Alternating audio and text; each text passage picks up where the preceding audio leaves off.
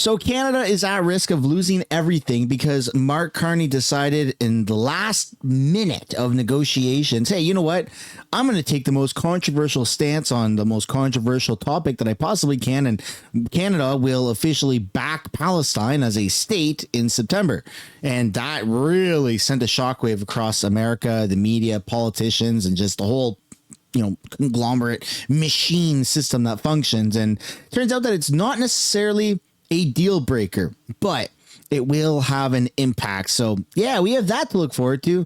Also, Doug Ford is back to threatening America. Remember that fat pig with rabies who's like, we're going to cut off the power to 1.4 million homes in America. He's back to making threats to Trump. So yeah, everything is going as it should in Canada. I guess this country is literally, the part of the culture is being anti-American. For those who don't know, liberalism in Canada has been redefining since the dawn of Canada what it means to be a nationalist in this country. And that is somehow being, anti-American or proud not to be American.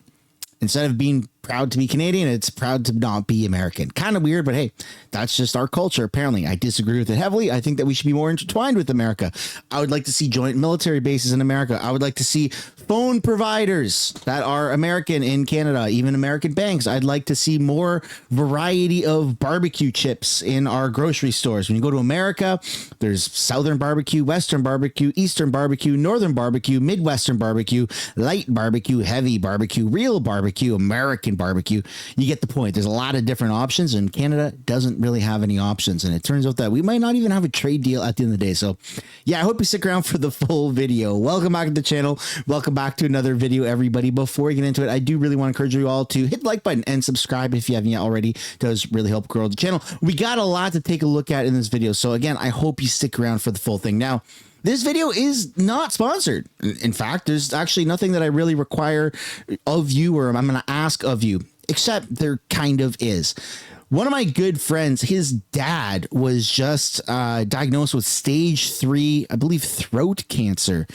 And I mean, he was on the cusp of having to retire, and now he can't go to his job, not going to qualify for EI, I believe. And he's, just totally down on his luck. And if anyone out there would like to donate to that, this is the GoFundMe that's been set up.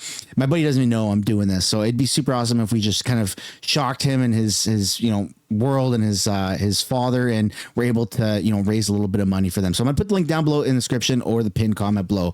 And honestly, I'm just gonna say it again, fuck cancer. I absolutely hate cancer. If cancer was a country or a place, we would nuke it without hesitation. Like, I hate cancer in its entirety. Without further ado, let's get into the news. Breaking: Donald Trump signed an executive order to make America fit again. Obesity's been plaguing America, North America, the world. And, he's bringing back the presidential fitness test to schools. Here he is signing the executive order. We'll sign this for Linda. She's doing pretty well, right? That is amazing. Good job.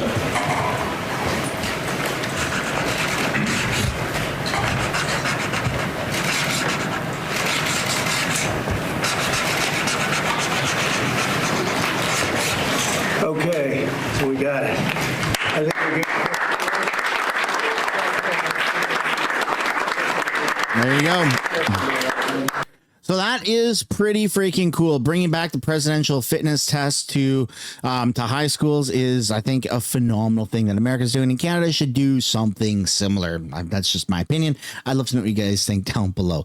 And then we got to talk about this crazy story that was on the news a few days ago. I've been meaning to talk about it, and I just haven't yet. This Quebec man was detained by U.S. Coast Guards while fishing in a lake. That's super weird, but let's take a look. I'm never going to be the same. You see, it comes and goes. It's like a stop it. Edouard Lallemand is still very emotional when he talks about what happened on Sunday evening. Lallemand was out fishing near Venise en Quebec. The water connects to Lake Champlain in the U.S. But Lallemand says he knows for certain he was on the Canadian side. I'm seeing them. They're coming towards me. And then I know in my heart, I'm in Canada. I said, you can't do nothing to me. The boat that was approaching, he says, was the U.S. Coast Guard. They asked him to turn off his engine. He complied. They told him he was in U.S. territory. No, I'm very sorry. I'm in Canada. And I said, you know, I'm polite enough to talk to you guys, but you cannot arrest me. You can't come across the border and pick me up. They did. L'Allemand says he started his engine and tried to make his way further into Canada, but he says the Coast Guard followed and tried pushing him into the U.S. Eventually, his boat capsized. L'Allemand was in the water and says he was drowning. You know what they're way. doing? They're tying to my boat to their boat. They're not even taking care of me. Not at all. I'm the one that told them. The third time I went down, coming out with water in my mouth, spitting it out, I said, throw me a buoy. He says he was handcuffed on the U.S. Coast Guard boat and eventually turned over to Border Patrol. He was detained and placed in a holding cell without a proper explanation, he says. I said, are you arresting me? No, sir, you're detained. I said, detained for what?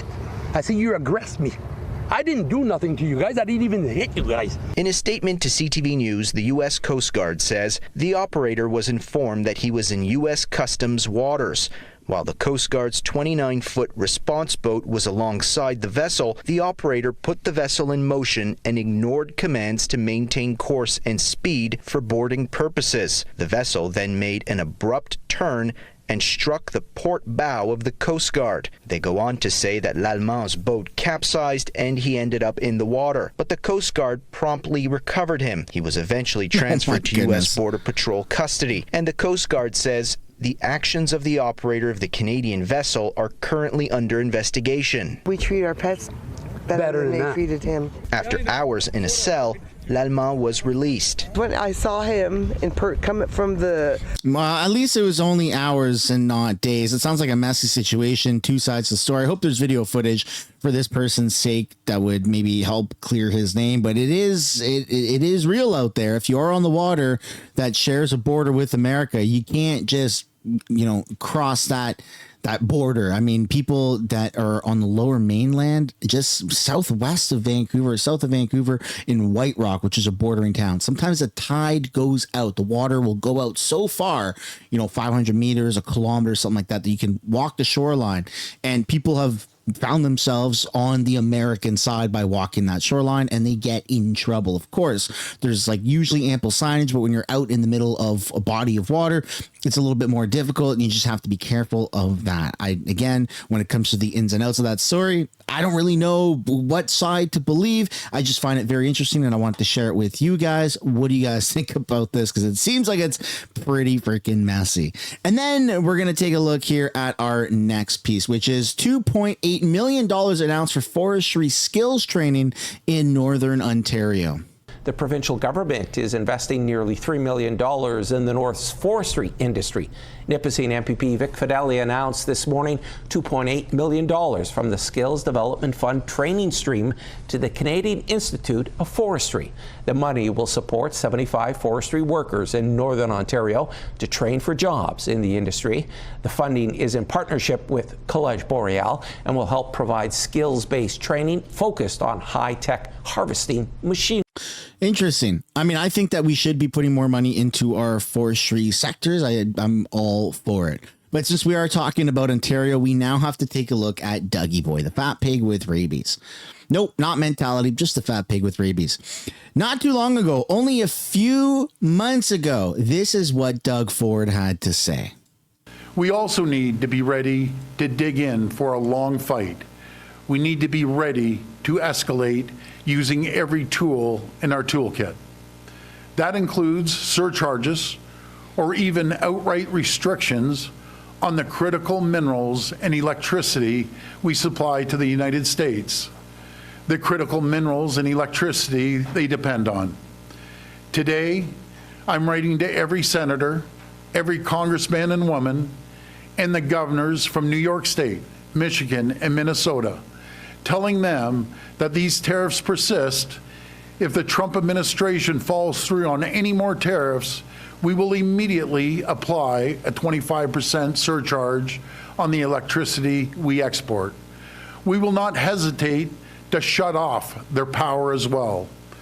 I'm encouraging my fellow premiers to So that was actually one of the more mild things that Doug Ford had said. When he first came out and talked about shutting off the power, it was a lot more radical, a lot more charismatic, and he truly meant it.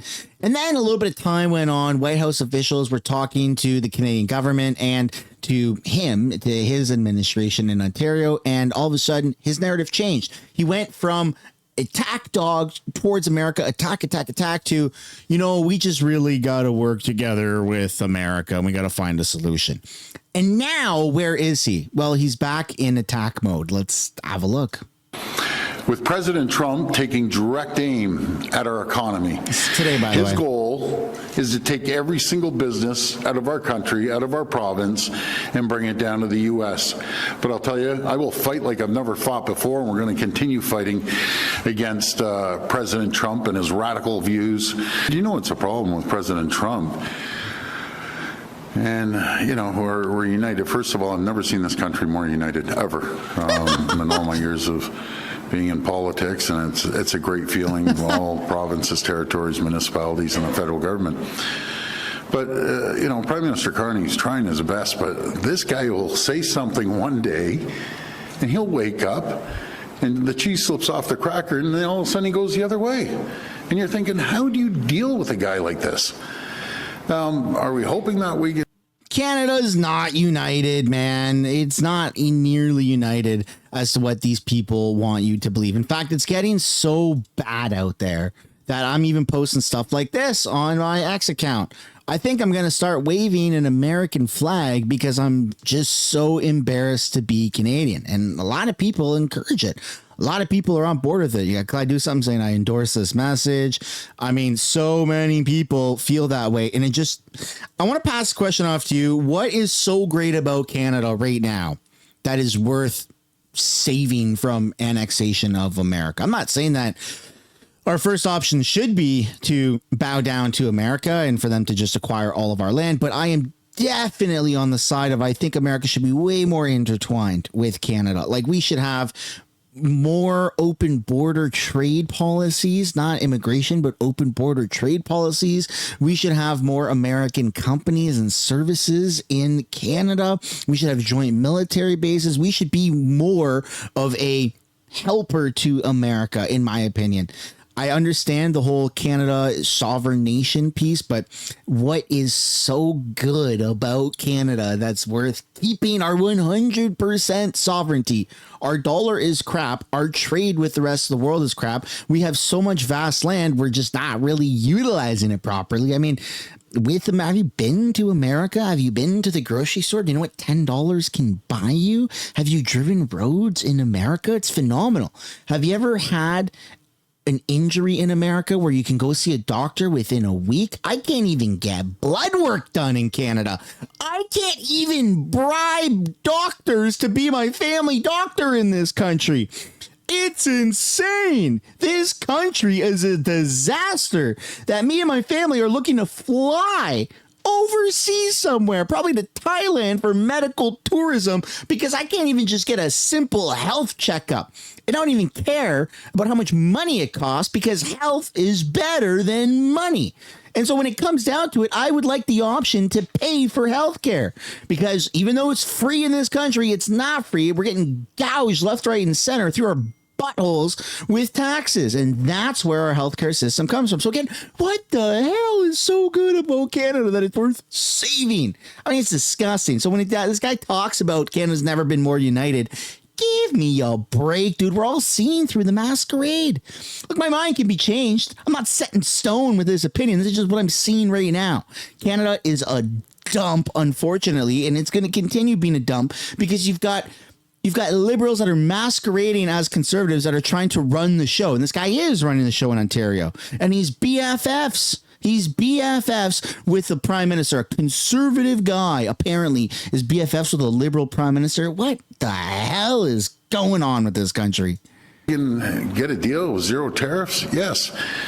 But I always say how we can kick back, and it's not the American people, kick back at President Trump. Let's start onshoring everything, absolutely everything we possibly can. Like I-beams, those big steel I-beams. I didn't realize we don't make them here until found out during the trade deal, or the rails that are beautiful. Their cars are going to be made, the streetcars are going to be made down the street.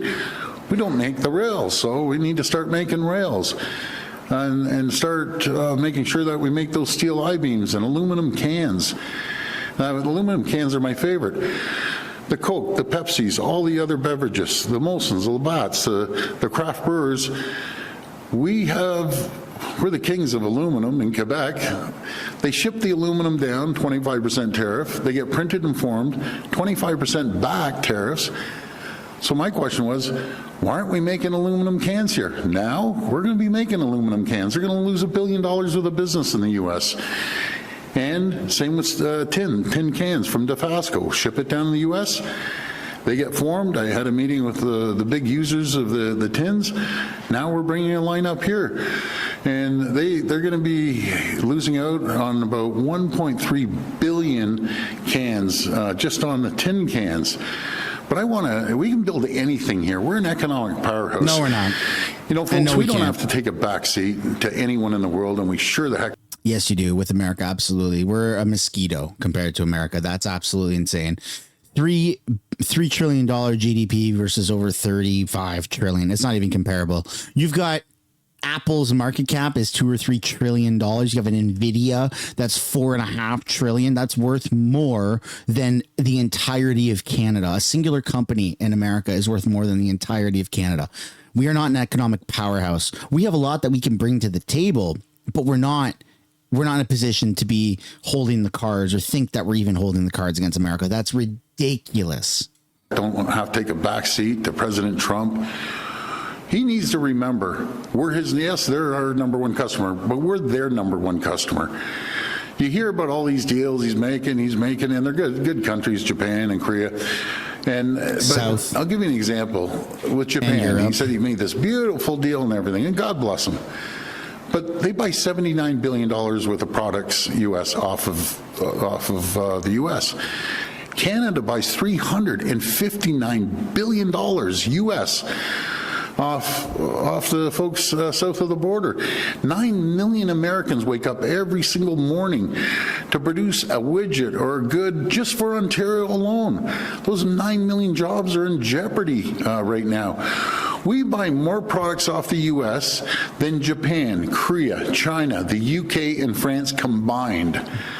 So I wouldn't roll over, and I've told the Prime Minister, do not roll over, hit that guy back as hard as we possibly can, and that's what we need to do, and we can do it.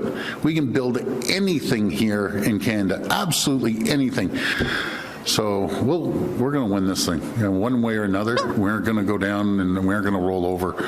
We'll keep fighting every single day. He's the male Chrystia Freeland. He's the Christian Freeland. Gimme a freaking break. Yes, it is true. It absolutely is true that we are America's largest customer. We buy more goods and services than all of the countries that he mentioned combined, probably, right? We do. We provide a lot to America. America also provides a lot to us. So I'm just going to pass the question off to you. Who do you think it would hurt more if we just stopped buying and didn't have the opportunity to buy all of these goods from America, or they stopped selling to us? Who would it hurt more, America or Canada? Because America has deals with other places around the world, and Canada doesn't. We are indeed their biggest customer, but they are our biggest supplier. And if we lose them, we have nothing. Grocery stores empty, shelves empty. Absolutely freaking insane. So again, when it comes to negotiations, I don't think that we should just roll over per se, but we should be trying to give something more to America than what we have been, because again, we should be more intertwined. At least that's my belief. Canada should be more intertwined with the American ecosystem, the American economy, than we already are. It doesn't have to lead to annexation or 51st state. That's a little bit more on the extreme side of things, but again, being more intertwined, I think, is a net positive for everybody. That's my opinion. I would absolutely love to know yours. And then we got to talk about this actual trade deal and what Donald Trump said, because he's now broken his silence on Canada and Mark Carney.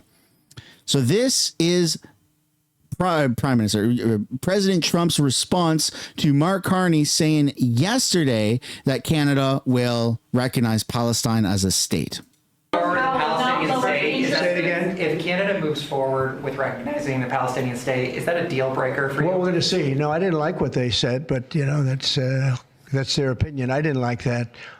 Not a deal breaker, but we haven't spoken to Canada today. He's called, and we'll see. But we have made a few deals today that are excellent deals for the country. We're taking in literally trillions of dollars for the country. This is making our country very rich and respected again. We have, I tell these people, and I say it as much as I have to say it, but every leader is at NATO, and I was in the Middle East with the three great countries, three great leaders, Qatar, Saudi Arabia, UAE, and everybody said the same thing. All of the NATO countries, essentially, they said that we were a dead country. 1 year ago, we were a dead country. Now we're the hottest country in the world. Look at you people. We're the hottest country anywhere in the world. We're doing great. Yeah, do you have a... Canada currently. What's the holdup with the negotiations with Canada? Well, they have to pay a fair rate. That's all. It's very simple. They have been charging very, very high tariffs to our farmers, some over 200%. And they've been treating our farmers very badly. They've been treating our country very badly for years. And look, we like Canada. I love Canada. I have so many friends in Canada. But they've been very poorly led. They've been very, very poorly led. And all we want is fairness for our country. That's all. They want to be under the, as we call it, the Golden Dome. And I said, well, you're going to have to pay for that. They want a lot of things from our country, and for years we did it. We basically protect them with our military. They spend very little money on their military, as you know, not an acceptable amount of money. Yeah, please. Is that Triple H, the freaking wrestler next to him? Am I tripping out? That's kind of funny. I'm pretty sure that's him.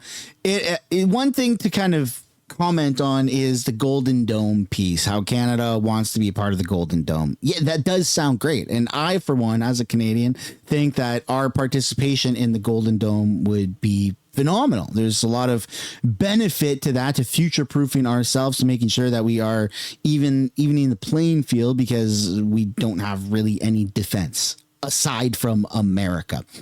But it wasn't our idea. That was Trump. Trump did come out and say Canada is going to be a part of the Golden Dome and they're going to pay. And then now he's saying, like, yeah, Canada wants to be a part. It was your idea. So I understand that piece is a little weird, but everything else checks out. America is in this golden age, and they do require for people to pay the rent to have access to the golden shopping center that is called the US of A. And in order for us to have a kiosk there and a little storefront, we have to pay our fair share of rent. So what does that look like? I don't know. It's not my position to do these freaking trade deals between country to country. But what I do think is a good solution is offering some of our resources to America, right? Such as bringing in other phone providers, internet providers, T-Mobile, Verizon, yada, yada, yada, bringing in American banks into our country. We have Chinese banks.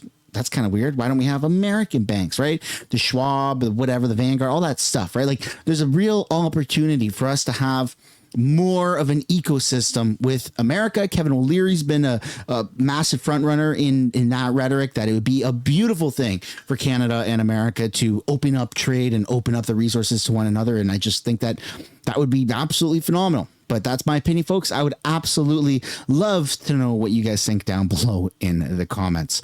Now let's see what the media is saying, because again, we are on the brink as of tonight, midnight. If we don't reach a deal, we got 35% tariffs on us as of tomorrow morning.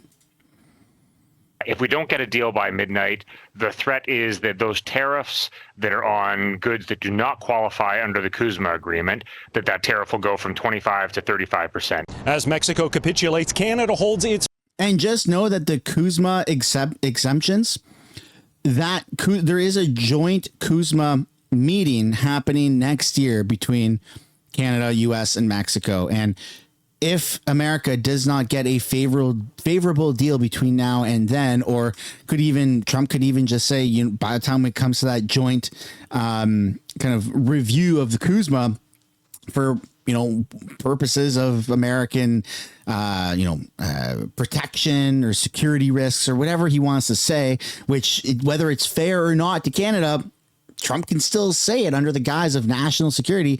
He can start to really make changes to that Kuzma deal is my interpretation of it.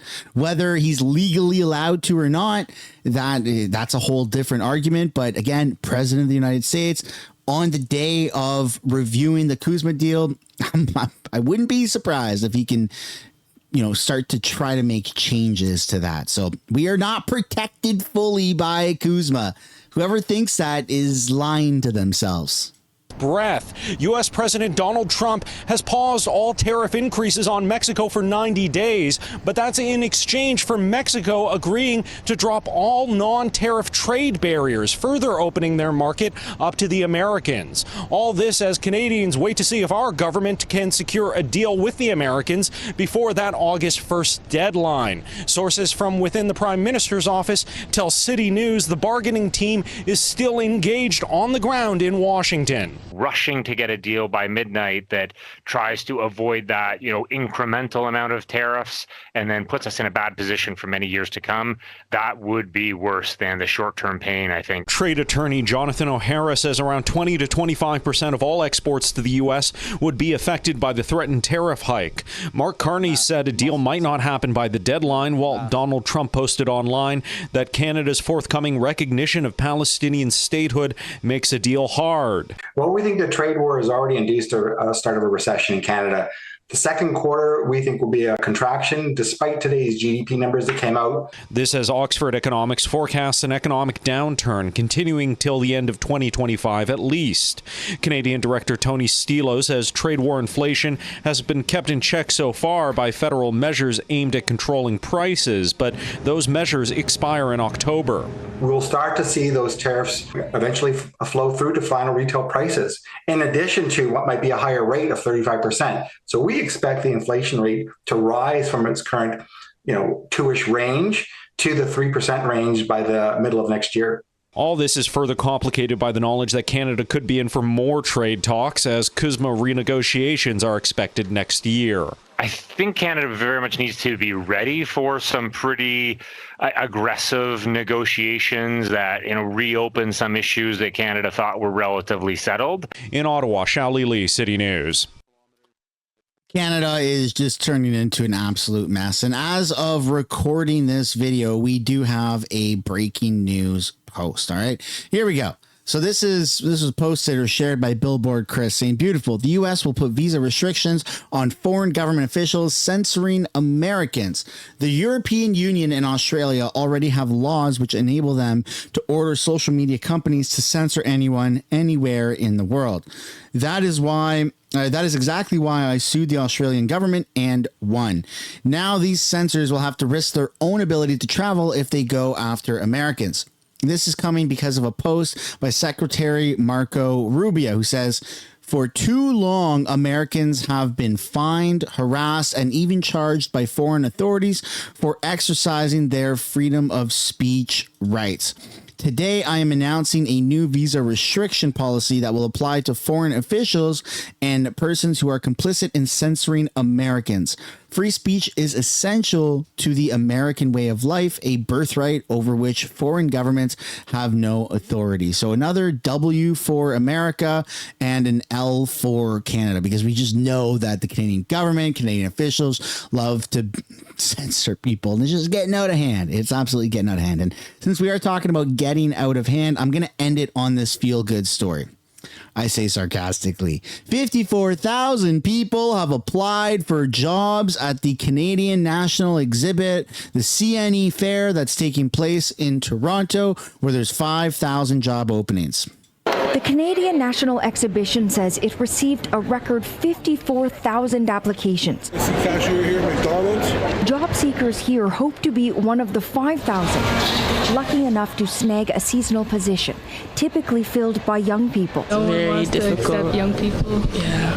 So it's pretty hard. Yeah, it's pretty hard to find a job nowadays. In indeed, it's a tough labor market for them. Apart from the pandemic, people between the ages of 15 and 24 are facing the highest unemployment rate in 15 years, currently hovering around 14% nationwide. The people that are struggling are what we call the new labor market entrants.